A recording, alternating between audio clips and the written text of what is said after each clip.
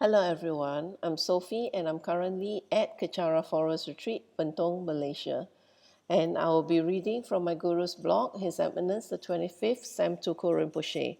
The topic is Love Without Agenda. And today I will be doing part 14. And as usual, before that, a picture to share with you. There you go. A picture of Chogyam Trungpa Rinpoche. Right. Love Without Agenda, Part 14. I think he was letting her know to get ready what she was in for. I think that's what he was doing, to let her know, get ready. Because in the conventional sense, if you are married to someone and you can't even remember the name, hello? And now let's be a little nasty. We can never get away without talking about sex because this is Kachara house.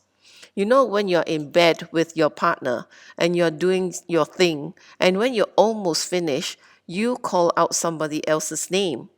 How does your partner feel? Similarly, in a conventional sense, when they are getting married, that's even worse. It's not even you got old with your partner and you found someone else. It slipped on that day. You forget their name, and in the conventional sense, how do you feel? In the conventional sense, you feel totally insulted. So his wife, in order to get ready for the Dharma work she will do in the future, in order for her to get ready for the amount of crowd she needs to get ready for, in order to get ready for the busy life and dedicate herself to others.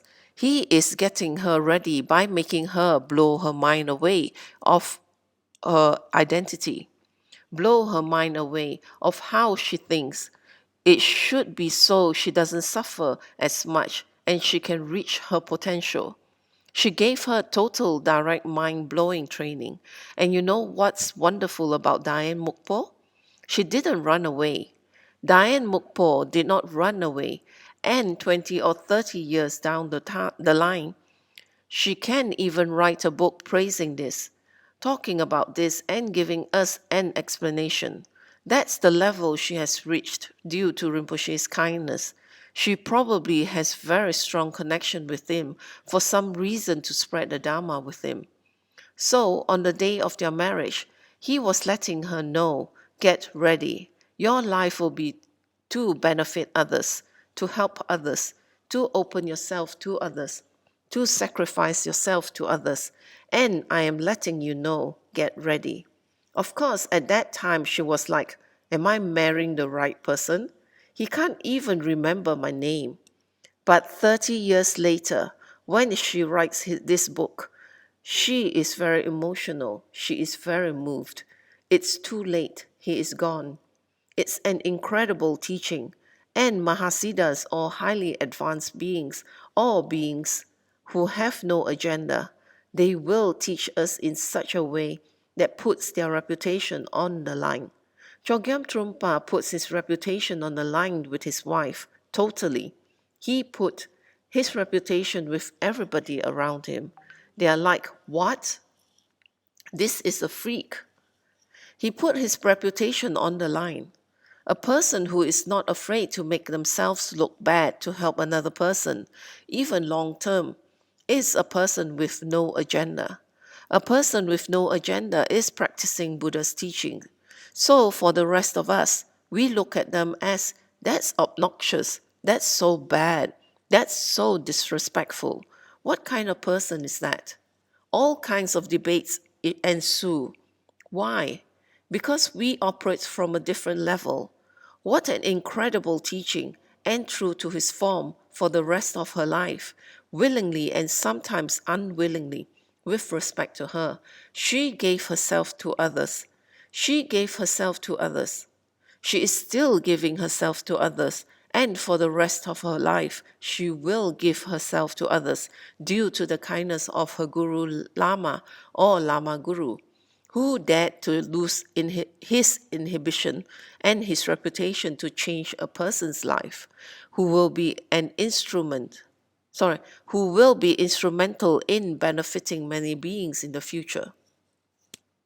What else could it be? What else could it be? Why? Look at the result. What else could it be? Am I glamorizing it? Am I justifying it? No, I'm not connected with them. Chogyam Trungpa ain't my cousin, and you know, if he loses his reputation, I lose inheritance. He is nothing.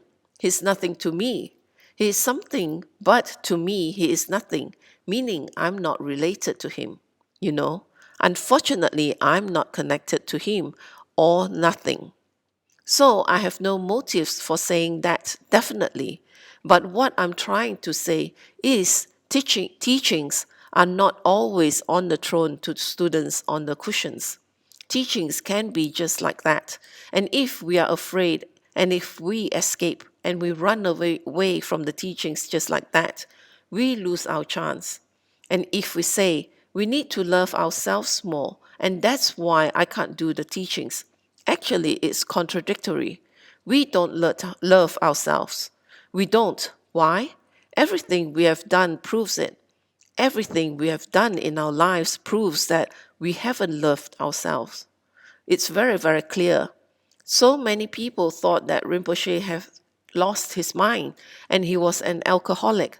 How can we determine if a lama's actions are beneficial or not? I don't want to hear any stereotypical answers. I don't want anything quoted. Some things I have read were exactly written from the book, not self-explanatory. Sorry, no self-explanation, nothing. People just say, oh, let me write down what's in the book. And it looks very nice. It sounds very nice. But that's not the way the person would have spoken when I asked them. So it looks different. Never mind. That's what they are doing at this time. Better than nothing. So number seven. How would you answer that, Chia? Many people thought that Rinpoche had lost his mind and he was an alcoholic. How can we determine the Lama's actions are beneficial or not? I think these are very good questions. They are all made up by Joe. He is heading the class. Quite good questions. Got me thinking too. The microphone is sleeping, Chia. Wake it up. See, Karma. And Chia replies, I think we never judge about the Lama's action, whether even he's alcoholic. And Rinpoche says, okay, what I want you to do is this. I want you to benefit everybody. I want you to tell us in Mandarin. Yes, and Joseph will translate. That will be a new one, a new twist. Actually, I'd put a couch here and call people up and talk. Wouldn't that be neat? We'll do that soon. You forgot Mandarin? Okay, you speak Hokkien, right? You forgot that? Thai language? Chinese characters? No, I want you in Mandarin. Why are you shy about speaking Mandarin? The guy goes for Madame Chua's classes for tuition for a while. Now he is like totally English. Okay, I think we should change his name. We will call you Edward. Okay, Edward. Good. And Chia speaks in Mandarin. So Chia, as translated by Joe, Chia is saying that when we see the Lama is engaging in actions that are contradictory, for instance, drinking alcohol, then the Lama, we should not have our projections about the Lamas, because the Lama's intent may be to use skillful means to check on the students in the same situation. Use skillful means to check on the student's situation. You have to understand something. A Lama's body, a highly realized Lama, not me, a highly realized Lama body can be affected by alcohol, by wind, by sickness, by viruses, by people, by car accidents. They can be affected, but their mind cannot be. So no matter how drunk they are, how paralyzed they are, their legs are amputated, or how skinny or how fat they are, it doesn't affect their mind at all. It is just something within their body to use to benefit others around them, the type of people around them, the type of people they need to subdue. So he is with his students who are hippies at that time, students who are wild, do drugs, and students who don't want to listen about Dharma. don't want to listen about changing the mind, don't want to listen about taking responsibility. That time, doing drugs is associated in America with not taking responsibility. It's a cop-out. We are against the establishment. We are against the government. We are against materialism.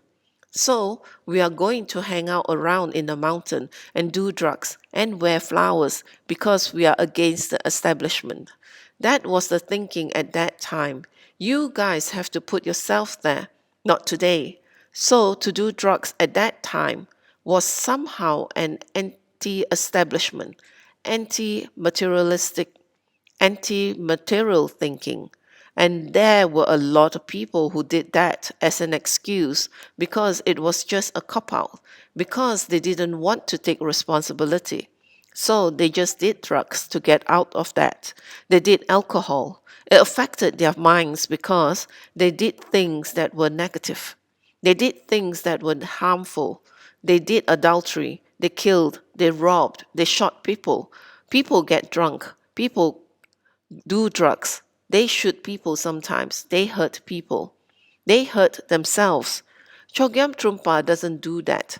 Chogyam Trungpa, in order to reach these people, and not every Lama does that. Because why? There are different methods for different groups of people. That method wouldn't work here. That method of getting drunk and coming to teachings 3 hours late and drunk, that's what he used to do. That's what he used to do and he is famous for. Wouldn't work here in Malaysia. It wouldn't work at all. Why? The mentality is different. Okay, I will stop here for this session. And as Rinpoche has shared, how Chogyam Trungpa is using very high level of method in reaching out to his students, and at that time in America where everything is anti, and so that was the method that he engaged in to reach out to the people and to teach them. And so that's that's what a very high being does. And if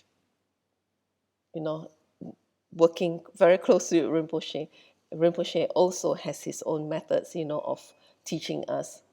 And so that is how enlightened being works. And so thank you for sharing your time with me, and I do hope that you contemplate on Rinpoche sharing, and I will see you for my next session. So now I'll do a completion dedication in English. May the precious body-mind, where it is not born, arise and grow.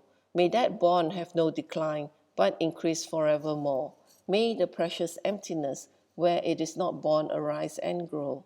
May that born have no decline, but increase forevermore. May this merit accumulated by myself and others beneficially serve all sentient beings and the Buddha Dharma, and especially may the essential teachings of the unerring Master Tsongkhapa become clear and enduring. In all my rebirths, may I not be parted from perfect gurus. Let me enjoy the abundance of the Dharma, perfecting the qualities, stages, and path. May I quickly attain the rank of Vajradhara Buddha. By this virtue, may I quickly realize Guru Buddhahood and transfer each sentient being into that enlightened state. May all conducive conditions arise and all obstacles be pacified in order to increase infinitely the doctrine of the spiritual king Tsongkhapa. By the merits of the 3 times of myself and others, may the doctrine of Lama Tsongkhapa blaze forever. At dawn or dusk, at night or midday, may the 3 jewels grant us their blessing. May they help us to achieve all realizations and sprinkle the path of our lives with various signs of auspiciousness. May the holy teachers have long lives. May the enlightened activities be fully displayed in the 10 directions, and may the brightness of the teachings of Lama Tsongkhapa continuously dissipate the veil of darkness covering the beings of the three realms. In this land encircled by snow mountains, source of every benefit and joy, may Lord Tenzin Gyatso Chenrezig remain in this life until samsara's end. Home, grant me here and now appropriate attainments without exception. Grant increase of the entourage, teachings, and wealth, O mighty Shukden.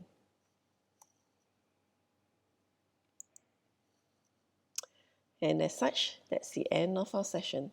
And I'll see you for the next session. Thank you.